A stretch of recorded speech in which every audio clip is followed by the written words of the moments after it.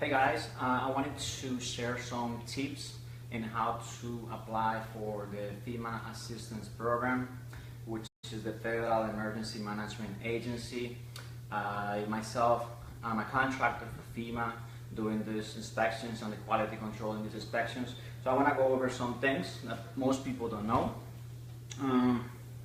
The first one is the FEMA Assistance is for owners and renters alike. It's just a little different for owners and for renters. So let me explain that. For renters, you can apply for personal property that includes your essential appliances, furniture, educational items, and many other things.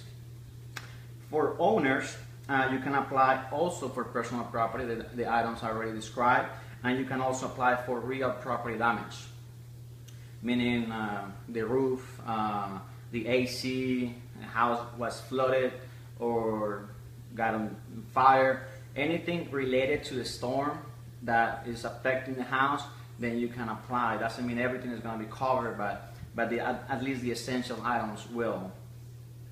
Now, if you are an undocumented immigrant, but you live with someone who's documented or legal, you can still apply. Like if you have a U.S. born son or daughter, then you can apply. Or if you live with your brother that is a U.S. citizen, then you can still apply if you own the house or if you live in the county.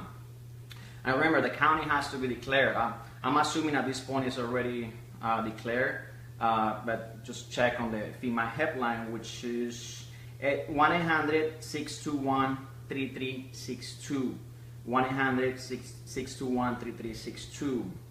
Moving on to, okay, by the way, FEMA is not going to share any information with other government agencies like ICE, the Immigration and Customs Enforcement, so anybody can apply without hesitation or fear.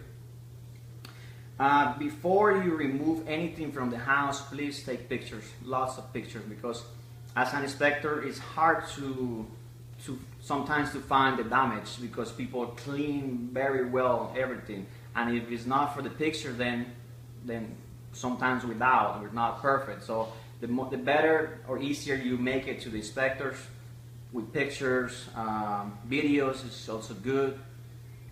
You know, even saving the stuff, you don't have to save the stuff, but if you have the picture, that's fine. Very important, a picture of the water line, because sometimes pictures can be deceiving as well. But if you have a measuring tape and you take a picture with the water line, then that's a more than proof. That's a good proof. If you don't have flood insurance, call FEMA. And if you do have flood insurance, call your flood insurance first. But you have to call FEMA as well. I explain why. Some things are covered by your insurance and some things are covered by FEMA. Some things are covered by both, but FEMA wants your insurance to pay first, being the flood insurance or the wind and hail insurance. So apply to your insurance first, then to FEMA. FEMA may have rental assistance for both, for owners and for renters.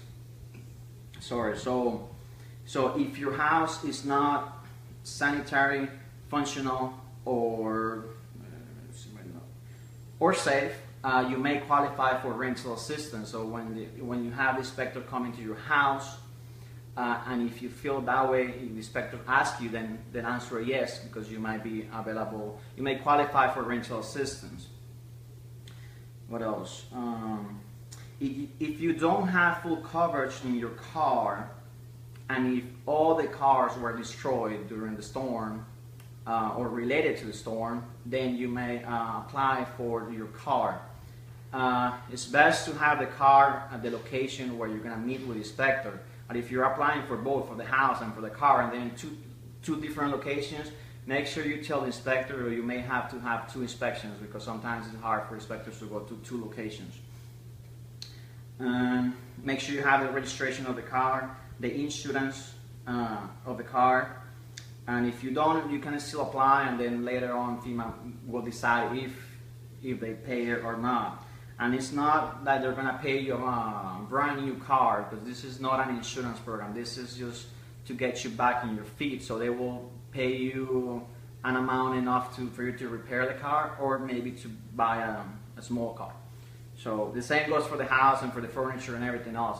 They only pay for the essential items, so don't be expecting FEMA to pay for your flat screen TV of 70 inches, like, stuff like that. You only get paid one item per household. If you have 5 TVs and you have one that is working, then that's all you need based on the FEMA acts.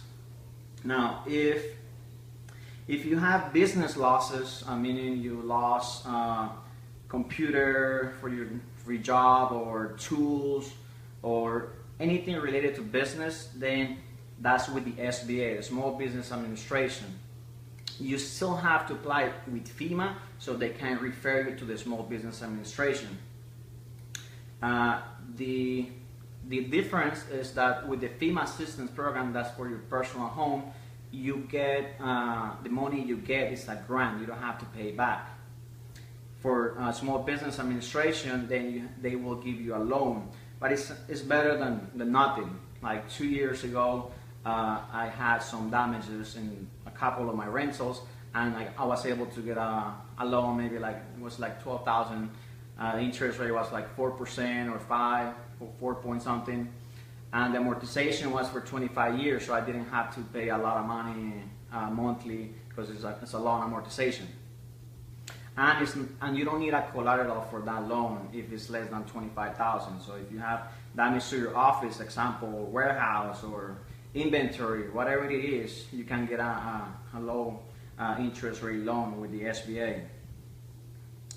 If you buy a generator, or if you buy a chainsaw during or after the flood and you have the receipt, you might be reimbursed by FEMA for that. So make sure you keep your receipt for that.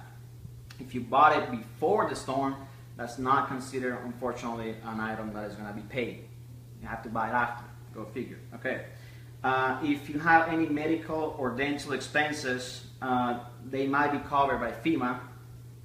If you don't have an insurance, like you lost prescription, you lost your denture, or you fall and you mess your teeth, whatever that is, then you can apply for that too.